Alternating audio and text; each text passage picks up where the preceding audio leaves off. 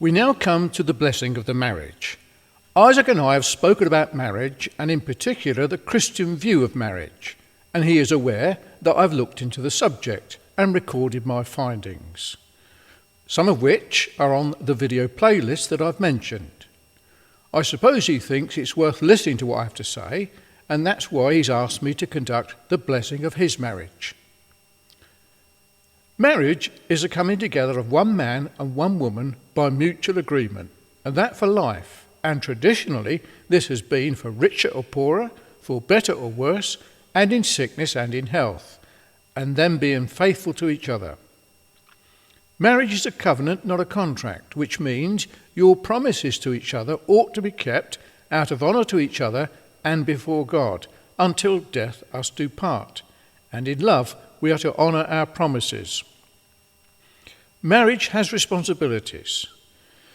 The scriptures outline and define our responsibilities and roles in marriage. If we want the blessing of God in our marriage, we would be stupid not to fulfil those responsibilities.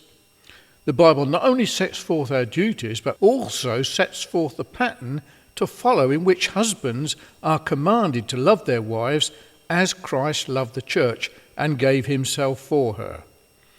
This refers to the fact that the Lord Jesus Christ came into the world to save a vast number of mankind from their fallen sinful condition, that he did this out of love for his people. He died to save and suffered for their sins. Now those he died for are styled and called the church.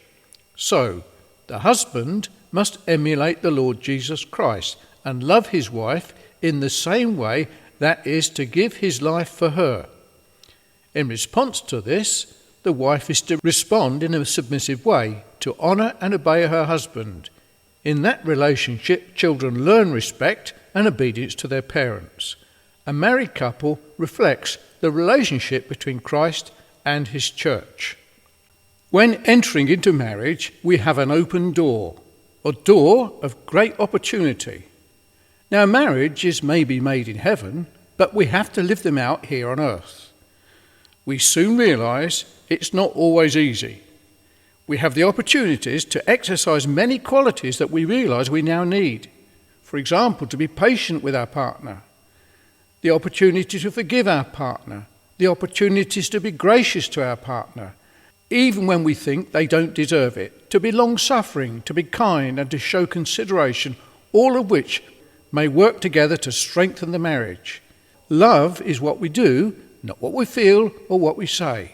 We're encouraged to cover each other's infirmities, not to expose them to others. We're encouraged to go the extra mile, to turn the other cheek, and to do all things without murmurings and disputings. Remember, it takes two to tango and two to work it out. So to conclusion and blessing. We ask God to bless and provide all things necessary for Isaac and Jessica to experience all those good things that we are able to enjoy in our marriage.